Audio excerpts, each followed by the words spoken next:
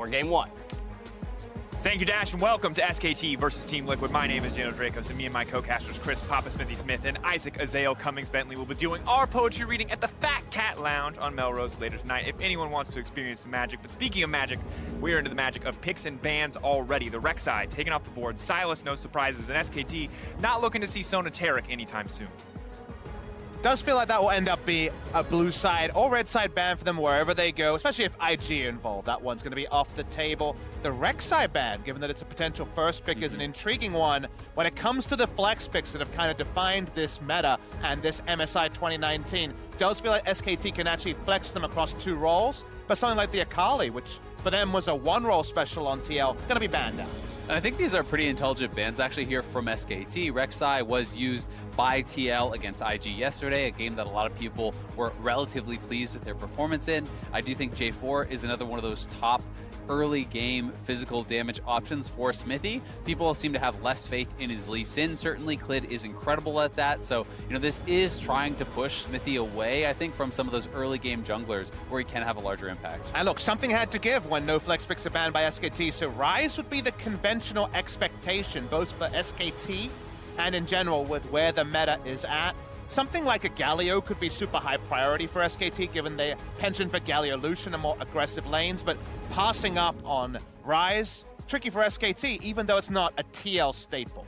Yeah, and the question for me becomes, is Smithy willing to take the Lee Sin here now? I feel if you do not, then Clid will take it in the following rounds, and I think that is a scenario that T1 is trying to set up here. They are confident against Smithy's Lee Sin, and also very happy to take it themselves if it is left available, since it is Clid's most played champion, one that he is absolutely incredible at. Certainly, TL do have the option of skipping over that and going for something like the Varus as well as Tahm Kench or Varus Braum. That is their bread and butter, but you are then giving jungle priority or feeling over to Clid. Difficult position to be sure. They have opted to set up that bottom lane for success with a strong lane in the Varus Tahm Kench. I wonder if SKT will respond with some early game picks of their own. Teddy's been loving the Lucian, he's been loving the Kalista. So traditionally, they've liked the Kalista into the Tahm Kench lanes because you can just pump in the Ren stacks and not actually press Ren until after Grey health comes down. But if they want Kalista, they'd have to take it first round, and it would likely be in lieu of one of these jungle picks. However, they could drop their support, take Lee Sin now. They're kind of caught between two options. They just prefer the entire power of the Kalista Galio lane we alluded to. Yeah, and I think that makes a lot of sense. If you are really trying to get this Kalista in, I do think you need to be able to play it alongside an aggressive engaged type support. If they did grab Lee Sin here and they took the Kalista, you could certainly see things like the Galio and maybe even the Thresh being targeted out by TL in bans. But again, TL, they have to kind of make their decision. Are you going to take your jungler here? Instead, it is going to be the Kennen, and they have seemed happy in a couple of these games now to take the Kennen into the Ryze. Yes, it is considered, a losing matchup, but Impact is generally more about pushing side lanes and grouping for the team fight regardless, so I think that is not going to be the way that TL would win the game anyway, in an extended side lane 1v1. And Kennen has been a comfortable pick for Impact. He's been able to consistently, make a mark on those team fights, use the ultimate to good success, and hasn't looked like the liability he was kind of expected to be heading into this tournament. It's one of those decisions that if this was the first day of the tournament, you'd be in there being like, ooh, don't know about this, the matchup doesn't work. But we've seen all the working out. They've worked out their kinks on the MSI stage, and coming into day 5, it does feel like it lines up with what, for example, Liquid Steve was talking about of knowing your own style. He will go into the Proto Belt, he probably won't go into Gunblade, and he'll just itemize into the team fights that TL feel like separates them from victories and defeats. Yeah, I definitely agree. It's about playing your own style, and this Lissandra ban is very interesting to me. This tells me that SKT is looking towards something along the lines of LeBlanc. They may be trying to, kind of trick TL a little bit and see if they can actually draw that sort of a ban. Instead, TL with the Olaf ban here tells me they're trying to set up for that potential Lee Sin pick, take away the last of those kind of high priority physical damage junglers with their first pick in the second round. That being said, we have seen some Xin Zhao from some teams, Boogie notably, playing it quite a lot. So there are still those other options. But I kind of agree with your first point, Azael, of it doesn't really make sense to not ban the Lee Sin here if you don't want to pick it, because Clid has shown such a level of mastery over the pick that he can reinvent himself whatever the matchup. Notice the Skarner ban actually comes to SKT, a TL special when it came to kind of around the playoff stages. If you want that Lee Sin, either pick it now or show us you have another strategy to subvert it. Skarner banned away. Still something we have not seen from TL yet on this stage. SKT giving it the respect, though, after you mentioned fantastic playoffs with that pick. But you can tell TL taking their time, debating on what they want to go for, and it will be the Hecarim now locked in. Yeah, and this is a potential flex, but very unlikely that we would see that. We have seen at times Kennen move to mid in very specific matchups, but definitely expecting this to be a Smithy jungler. Very likely he will be going up against the Lee Sin. As I said, when you saw Lissandra banned out, you are expecting that to be LeBlanc, and TL certainly should be expecting this. This is, I think, a very obvious set of picks coming through from SKT. It is going to give them an incredibly strong jungle mid 2v2. TL again will be on the back foot in the early stages. We have seen how much they have struggled against these top 3 teams at the tournament when playing the farm to 6 style junglers. And with the Ghost, you can see that it's definitely going to be the jungle Hecarim like you would have first expected. And on a simple level, Lee Sin can often fall back into the playstyle of farm to 6, then impact the map. It feels like in the last year or so, that was more the strategy rather than just level 3 taking over the game. However, we saw Ning rewrite a game with his smite on a caster minion gank into the mid lane just a couple of days ago. And the fact that Clid has this excellence on it means that you can never pigeonhole him into scaling alongside something like the Hecarim. And so many incredibly easy to gank lanes for the Lee Sin. LeBlanc, Ryze, the Kalista, Galio combo. So much easy setup in those lanes. Have to, I feel like, keep your eyes on Xmithie to try and match some of this early pressure. Yeah, and that's going to be very difficult because you likely won't win those 2v2s or 3v3s either. It is going to be so much about tracking and avoiding that Lee Sin, I think, for these lanes, because there's gank assists all across the map, and Clid can take over. It's almost a priority versus potential to me, because while Ryze will get into a good spot against Kennen, in the early levels you can definitely get started on the side of TL. However, the potential of all that lockdown CC, those gankable lanes, could be big for SKT. And of course, big stakes for both of these teams heading into the day. SKT looking to secure second. It'll rely on G2 falling short a game, but they need to get the 2-0 if they want to make it there. On the opposite side, Team Liquid fighting for their lives, fighting for the final spot in that bracket stage, in those playoffs, in that best of 5. And for North America to fall flat here would be a massive disappointment to the LCS player base. We've seen how TL have performed under pressure thus far. They are going to have to take it to another level in our first game of the day if they want to match.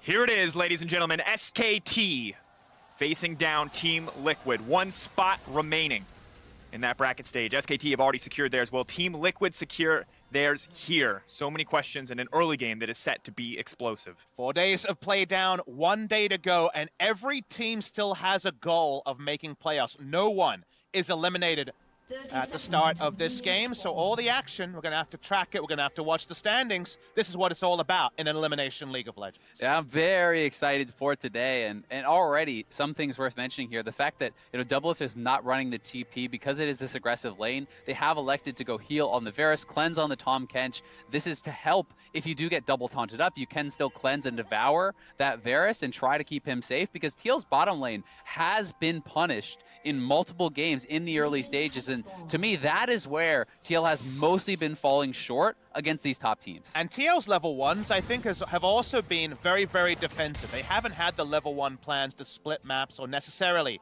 find big leads to begin. And SKT, there's quite a lot going on here in the level 1 to discuss. One thing I want to point out is that Khan has gone after Shock Ryze. We've seen a lot more of Comet and Phase Rush. This, to me, says he might be left on an island and potentially just have to subvert ganks 1v2. And already seeing some aggressive trading in the mid lane. Both mid laners content trading stacks of Corrupting Potion just to lay down a bit of damage, just to threaten. Could potentially see a level 2, but feels unlikely at this point, as Lee Sin is already pathing towards the bottom side. Starting top side, and probably going to be avoiding action till at least level 3. We've seen some very creative stuff when Faker's on LeBlanc and Clid is on Lee Sin. For example, in the LCK playoffs and during the regular season, there were level 2 ganks in the mid lane where Faker started W, took the chain, and then just went for a quick gank. In terms of pathing here, it seems like big buff into big buff is the path here, as vertical jungling enacted by Clid. And we saw how well Clid and Faker were pairing up yesterday, particularly in the Vi and Azir game. Their coordination there was absolutely on point, and they were able to abuse mid lane very consistently. So looking for more of that from the SKT mid-jungle duo. And let's talk about the wins that you get with vertical jungling, because right now we already mentioned Aftershock Rise. We noted that. We were a bit surprised by it. We talked about how Khan might have to fight 1v2. Certainly, he doesn't have any jungle priority on the top side. Clid has been jungling bot side, allows Kalista Galio to push up. If you notice Jensen playing towards his jungler. Oh, but the chain is going to connect, has to be careful. Clid is going to move in. Jensen all but set to fall. Your flash over the wall. Clid does not hesitate to follow up. That's going to be first blood. Clid going to grab it with one more auto, taking down Jensen in the mid lane. Yeah, making it look way too easy there. Jensen not able to play this correctly, not far enough to that top side of the map. The chains do land. He doesn't elect to actually early flash it. He isn't able to land a Scatter of the Week on the Lee Sin either. Nothing really going well there for Jensen, and he's going to go down. On a simple level, yes, he was closer to the side of the map his jungler was on, but his jungler was going for a 4-camp clear, and it was only 3 camps into gank by the Lee Sin. That means that, as you notice, yes, Hecarim is on the top side, as is Jensen, but it's not in position to counter gank, so this path doesn't actually allow Jensen to push up halfway down the lane. Yeah, I mean, you know, really to be able to get out of a play like that, you have to be on point with your Scatter of the Week, knocking back the Lee Sin out of the queue, trying to utilize that to actually survive. And, you know, this is a couple times now that Jensen has given up those easy first bloods, you know, against Lee Sin, and this is something that we were worried about going into it. Absolutely. When we look at Team Liquid against the top teams, they've played this slow early game, and while they have been playing slow, their opponents have not been afraid to generate massive leads, to go for aggressive plays, and you can see how heavily it has costed them. And it was just a very technical level one. See the flash bot lane. He's going to move in, double it, burning down, though, inside the Tahm Kench. Is it going to be enough to take him down? Will manage to survive in the end, but inches away from death. And remember, this is not teleport Varus, so you know he's going to have to take the long walk back to lane. He will be missing out on quite a lot, and Clid now heading up to the top side. Rune Prison gives an easy setup for this gang. Empowered Rune Prison. Sonic Wave is going to come out. He's going to immediately follow, but gets a bit closer just to finish it off. Clid grabbing yet another kill. He was actually anticipating the flash, so actually shorted the Q with just a W, not to take extra turret shots there. Very technical gank play from the Lee Sin, and it was always going to guarantee a kill. Best Impact can say is he holds on to his Summoner Flash. Things are going from bad to worse, though, in this early game for TL. While bot lane did not die, every other lane has already been impacted by Clid. Eyes are on Xmithy. He's been able to build up a very small CS advantage. Jensen now helping him take the Raptors, but they're going to need more from their jungler if they want to come out on top. Yeah, they certainly are, and for Smithy, it's going to be about, again, surviving those early stages, getting to the point where you can have that relevance. But if Clid is cashing in on all these kills in the early game, you won't really ever get to that point where you can match up against the Lee Sin. And, you know, if your lanes are too far behind when you're hitting that 6, it's so devastating. And Clid, again, just like last time, is going to take this early lead and turn it into an early dragon. And that Infernal Drake start is going to be so big for this team, as is so evidently clear from the champions on the side of SKT. I liked that when we did see Xmithy and Jensen the most recent time, they were making a 2-man rotation to get something. Yes, only Raptors compared to the kills and potentially Infernal Drake. They'll be finished now. But what we saw from that first gank was Faker and Clid on the same page, Xmithy and Jensen not, and now Faker and Clid back on that page. Yeah, and Doublet is very low. I think this is going to be a pretty easy kill for SKT. They're behind him. Forcing out the Devour. Tahm Kench now has to flash out to safety, spits him right back out. Double flash to flash for his life. Core JJ may just be the sacrificial catfish here. Taunt connects, and he will now go down. The thick skin buys a bit of time, but it is not enough as SKT find yet another kill. Yeah, no way out of that for Doublelift and Core JJ. They played it about as well as they could to escape, but you would have had to back off earlier, and now not only is it the kill, it's a second turret play going the way of SKT,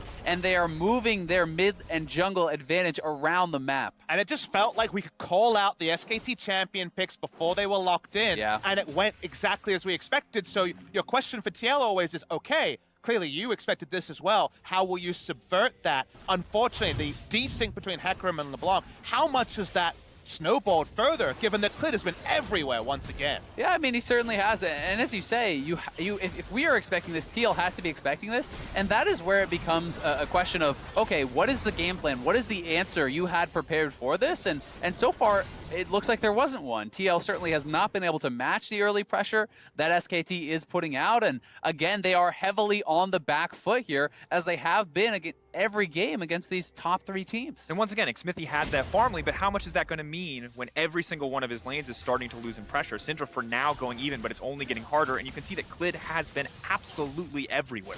Yeah, and it's about the gold, though, right? You know, Clid, sure, he is a little bit behind in the farm, but he's still up in gold. He has had that early pressure, and it's not like the experience advantage here for Smithy is so monumental that he can now take over the game. He does have the earlier 6, so for now, certainly in a little bit of a position of power, but SKT are well aware of where he is, and you know, it will be up to him to try to make some sort of creative plays, or for TL to try to stabilize and look to get into a better position in the mid game, but SKT is likely going to look to 1-3-1.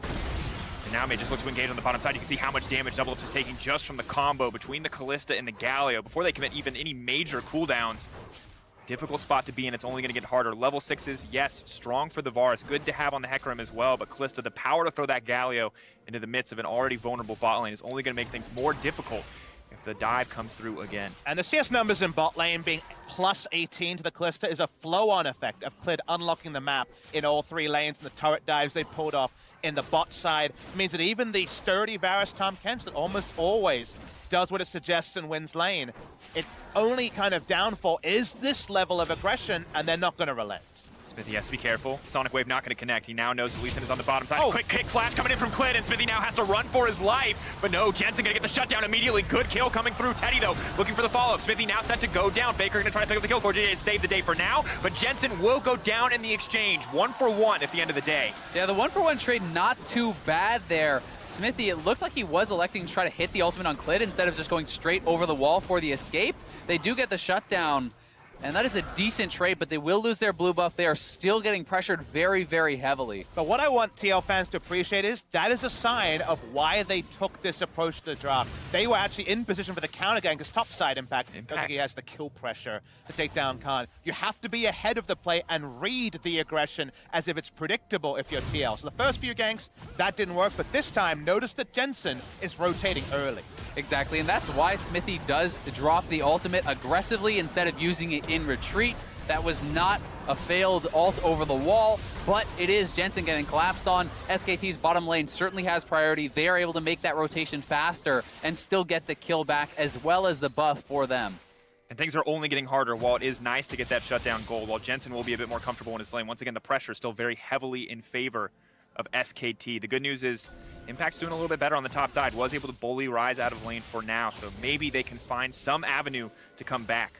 And you can see Impact is actually roaming down to the bottom lane. He has Flash and Ultimate. If SKT goes aggressive, they may not be expecting this sort of a lane play. So this is an opportunity for them to go in with the Tahm Kench Ultimate, and they're going to look for it. Team Liquid looking to break the playbook, something that SKT probably did not expect, but the Galio now coming in, maybe just be delivering himself into death. Mata now flashing back. They're trying to peel Impact away. The Kennen might be the first to go down here. CoreJJ going to try to save him.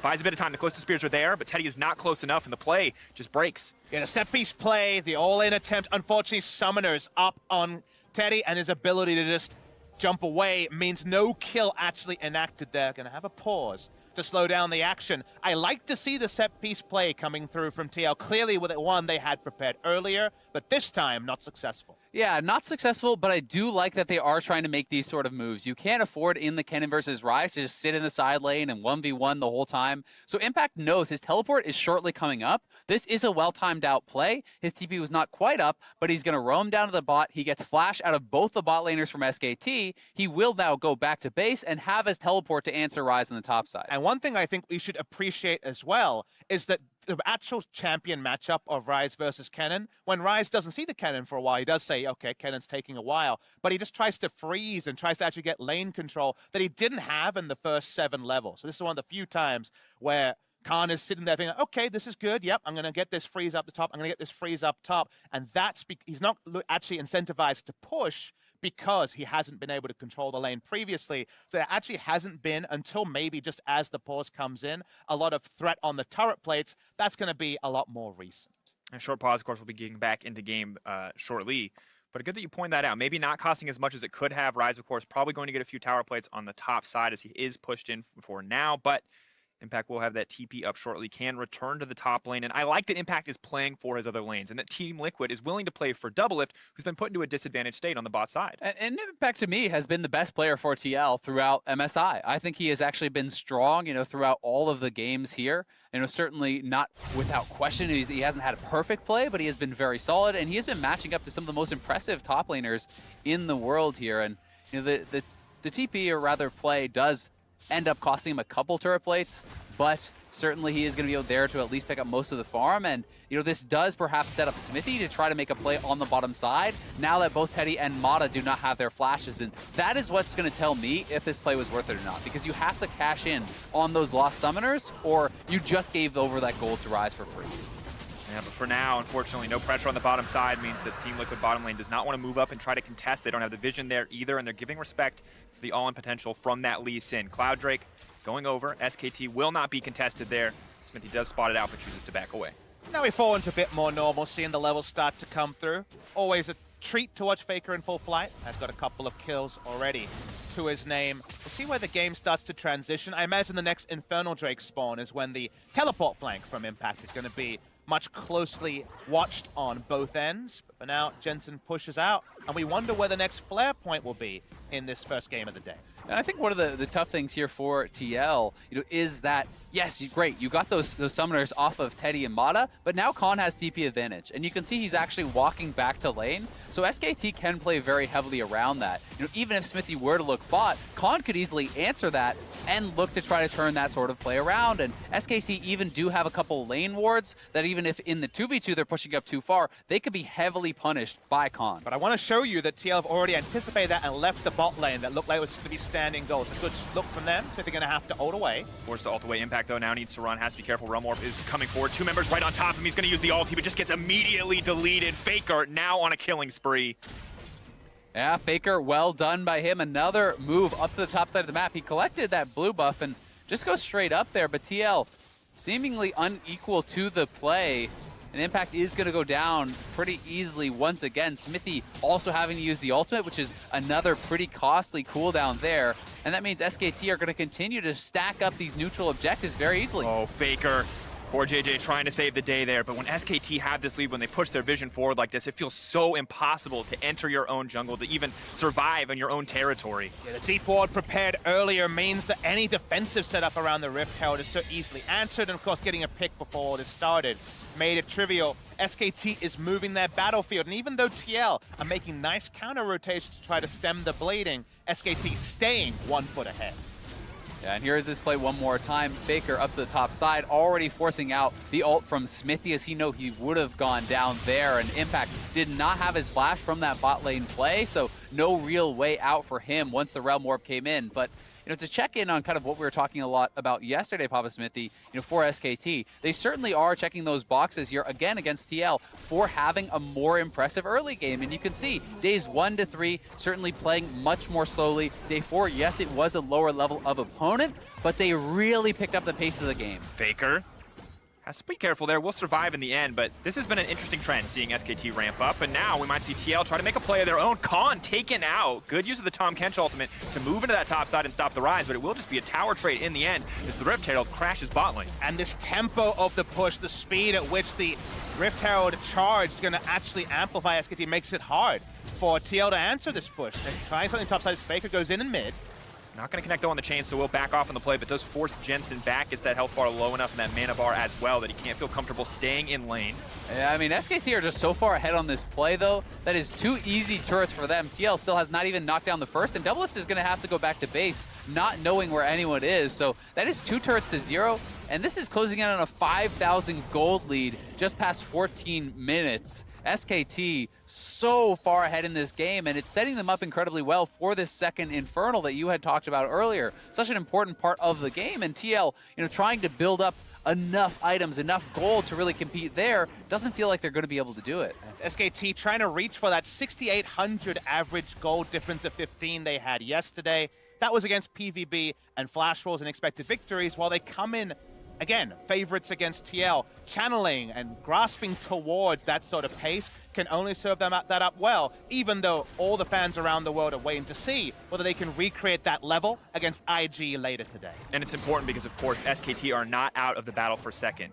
They do still desperately want to find that. They want to avoid facing IG in the first round of the bracket stage. Obviously tied with G2, 0-2 in the head-to-head, so they need to have more wins. If it's a tie, G2 will get that second place by default. They need to find a way to pull ahead, and it starts with a win here. Exactly. I mean, all you can control is whether you win your 2 games. If they 2-0 today, they get some help from G2's opponents, they drop a game, then all of a sudden you do lock in that second place and avoid IG, which really is looking like a death sentence in the semifinals. One thing to remember is when we had the graphic up before, the kills didn't change a lot between days. I think the turret plate marker that showed 9 turret plates in the early game here, it kind of flows into this expectation of what is aggression in the meta. People have been pointing out the game time not that long, but SKT being called kind of a slower paced team. 9 turret plates is the sign of a team always pushing forward for every aggressive advantage, and that's the SKT we want to see. And SKT incredibly rewarded by the current meta for drafting a lot of these early game picks. As you said, so much standing gold in the tower plates, but there's a timer. If you're not active and aggressive before that 14-minute mark, you're not going to be getting any of that standing gold.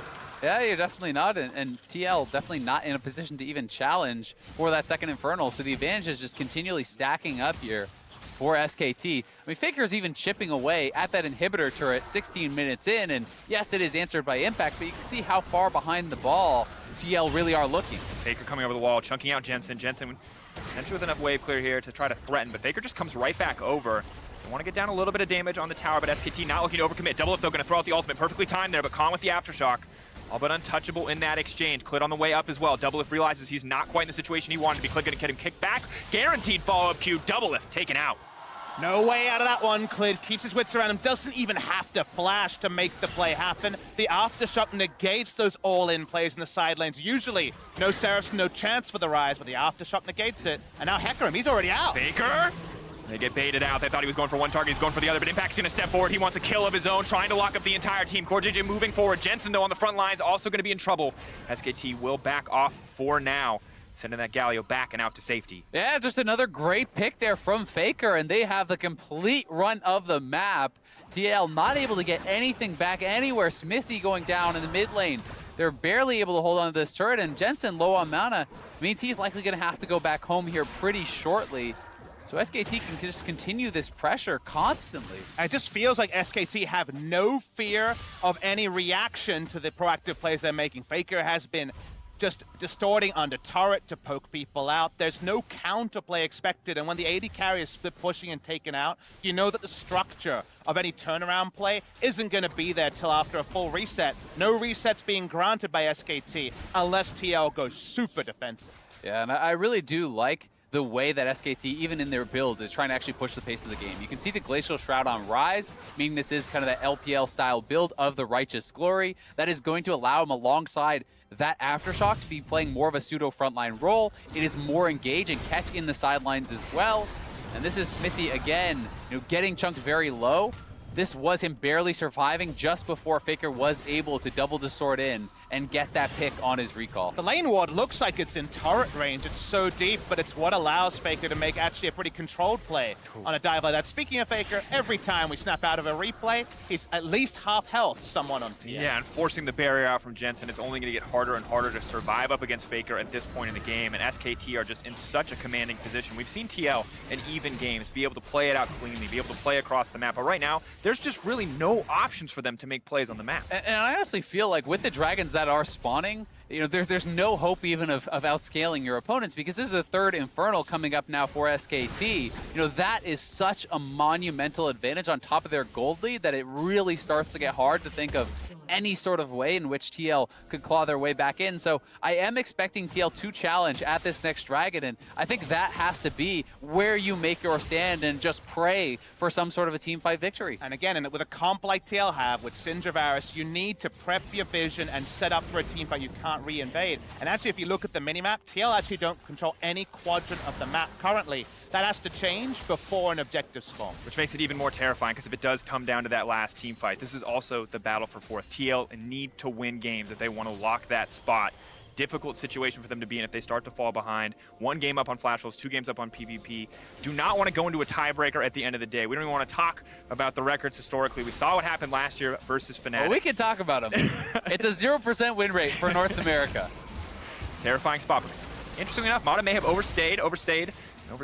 Now Teddy is going to pull him right back, though. Has that insurance policy. Teddy happy to pull him out of danger. And that's one of the few avenues where TL can chase for something is down a lane where the vision is not as important, which we already mentioned they haven't laid. Khan looking in, doesn't know Impact's here. Goes coming out. Impact, though, just going to splinter cell his way out of that one. Does not want anything to do with that fight. Yeah, I mean, there's just no way they can actually take him down, even in that 2v1. With the Aftershock and the Seraphs available, there was always going to be an SKT response, so Impact taking the smarter play there will back off, and TL may try to look for something again. It is so much down, I feel, to this next Infernal Dragon. It's going to be up in nearly 30 seconds, and TL have not been able to establish vision control in that area, as you said. And they just try to chase, but they have so little vision, and they're spotted more often than not. We saw the SKT had a ward just around that torch near the mid lane. They're pushing in further. His Faker throwing down a little bit of damage. Now the taunt is coming in as well. Teddy keeping his eyes set on the tower. They will manage to break down mid lane.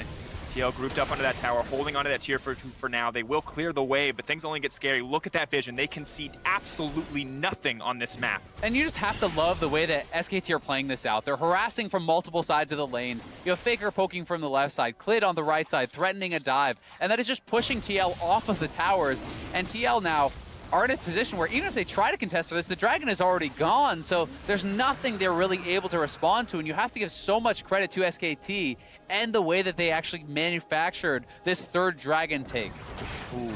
No vision on the side, though, but they anticipate the flank coming. Core JJ going to do what he can to save his teammates, but he himself may be in the line of fire. Faker, though, overstaying his welcome, but will manage to make it out. Arrow not going to connect either. Team Liquid trying to get something back, but they have found nothing yet. Mata has to be careful. Impact looking for the flank. This could be his moment, but the flank is warded out as well. Now the Galio is going to move into the fight. Xmithy goes golden, but it may just be a death sentence for him as he does get caught out. Khan going to grab the kill in the end. Teddy and Khan so incredibly low. Double F trying to get something back. Khan will drop in the end. SKT, though, going to continue to look for the dive. Stepping forward. Faker into the midst of the team. Impact trying to find the disengage, but gets juked out by the distortion and gets nothing in return. SKT with the Aftershock Rise can actually make this fight happen, poking for more, stopping the backs, keeping up the pressure. They're just never done. Their foot is so jammed on the accelerator. Here's Clid. Oh, Jensen has a Tomkinch there to save the day. Clid would have taken that one otherwise. Yeah, not going to be able to get that kill, but they are going to be able to get everything else. I mean, when you have a LeBlanc that's this fed, on top of Triple Infernal, one of the things I always like to talk about with Assassins is hitting certain damage thresholds. And when you have that damage threshold where you can threaten 100 to 0 with your combo, the map becomes your playground, and Faker is certainly at this point, and look how tanky this Rise is. Aftershock, plus the armor and health on that Righteous Glory, as well as the Seraphs, means he can tank up and make these aggressive plays. He feels strong enough to walk up in a guaranteed 4v5 because he knows his mid laner is on a back timing, the sort of thing that really hurt them in previous series. But right now, because it's a lot more calculated, they know their strength, and they know that TL are so far behind. And now we're seeing SKT do to TL what TL have done to so many teams. We saw them do it to PvB in the play-ins. Once they have a lead, they choke you out, they push you out of the game, and it must be so infuriating for Team Liquid right now to know that there's so much pressure on them and they have so little agency in this game. And I honestly feel like anytime you are playing a game, despite the gold lead, when you look up and see 3 Infernals, you're feeling doomed, right? And SKT, I think, is giving no options for TL in this game. They are playing it so cleanly. And with this lead, and with the Kalista, I think there's really nothing stopping SKT from playing it out however they want. You can go to the Baron, force a fight there, look for a turn. You can also play this out in a clean 1-3-1 game, avoiding fights. There's not really any hope for TL besides a miracle team fight or a lot of picks in a row that are really pre-set up by SKT's mistakes. So with that inevitability you're alluding to, Azael, we get to actually see how SKT chooses to play it out and try to determine what that means with future opposition. It's very likely their future games from here are IG in the last best of 1 into a best of 5 against G2 if results go as expected. So does SKT grind out TL, or do they just try to blow them up? Difficult to be certain, but keeping our eyes for now, they have grouped up. They are trying to get a little bit more control in the jungle. Impact now forced to run. That constant threat, you said it already, Azael, that 100 to 0 from Faker just looming anytime anyone steps forward. For now, the game is about vision. We'll see where they want to put their lane assignments.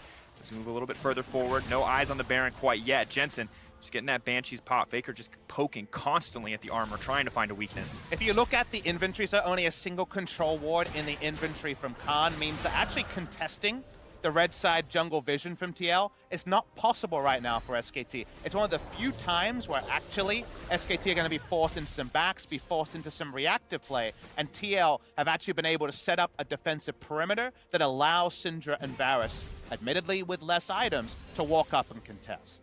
Yeah, and TL are really trying to hang on to this area. I mean, it's so much about this top jungle quadrant when you are talking about Baron takes. This really is what gives you access in towards checking the Baron pit. If you lose control of this area, you no longer even have the ability to ward out the Baron, to even know if they were attempting it. And that really is the last bastion of hope for TL, trying to prevent the Baron or perhaps stop SKT on a take. Oh, Sleeper can spawn him, but it might be too little too late. Blastcone takes impact to safety. Chains aren't going to connect an inch.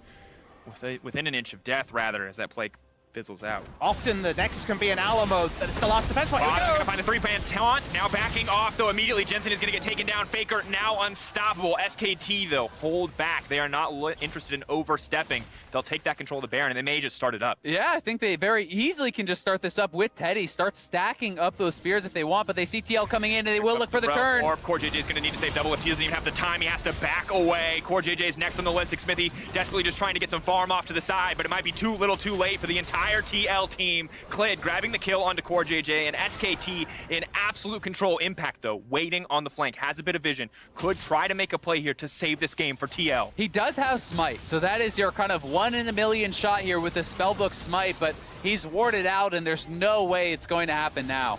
No flash either. Has to be careful. Maybe we'll try to go for the desperation play anyway. It's just instead going to go into the mid lane, of course, with a Kalista and a Lee Sin. Very difficult to contest already. But now Team Liquid will back off, choosing not to contest that one in the end, and Baron will go into the hands of SKT. It's nice to see the little things. It's nice to see the tracking. Of course, the global notification of the Smite take would have been something that had put Mata on high alert. In fact, just smites a minion and moves away. We talked about how this was the Alamo for TL, the last place they had to fight. If they lose control of this, it feels like they're in some ways giving up the game. They try to walk up, but the moment Jensen is down, the Realm Warp play is a lot more academic than hopeful because it's a 5v4. Yeah, exactly. SKT, there's no reason for them to take the 50-50, so they look for the turn, they get the picks, they know they have incredible Baron secure with Kalista and the Lee Sin, so just wipe TL off the map, secure another neutral objective here. That'll be the 5th Dragon for SKT this game, as they have been in complete control start to finish. Absolute dominance, but Faker overstaying, will still manage to make it out to safety, though that's a heartbreaker for TL. Desperately wanted that shutdown. The weight of items, guys. Unfortunately, the levels on the items means that the breakpoints aren't there for the counter kill for TL. Faker can back away, TP onto a ward. Now they're looking to break the base on their first Baron. And at 28 minutes, when you have a 12K gold lead, it feels like miracles are the only way the enemy team manages to make it back, and it feels a shame to count Team Liquid out at this point in the game, but feels nigh impossible to find a comeback. Yeah, certainly so. With how SKT is playing this out with triple Infernal, 12,000 gold lead, you really see no avenue for TL to get back in, and SKT is going to be able to crack the base so easily.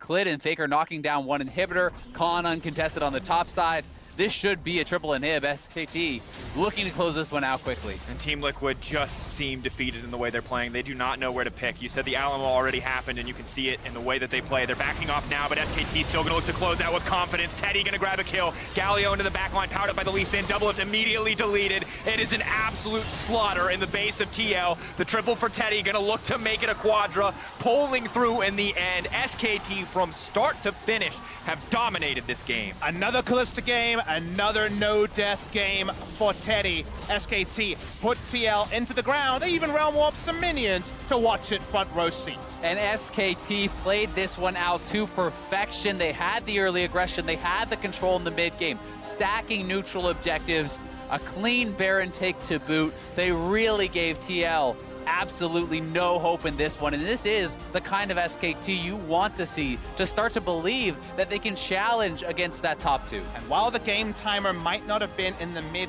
25 minutes, what we could see was the turret plates go down and the amount of aggression around snowballing objectives like SKT showed. Like you say, SKT did everything they could against PvB, against Flash Wolves, and against TL to give their fans hope of future opponents, but hope rings eternal until they actually sit in the chair and have to face those two big contenders. Terrifying position to be in, but the good news for SKT is they are currently 1 game up over G2. If G2 loses again to Fongbu Buffalo, they'll be comfortably in the lead, and that's an idea.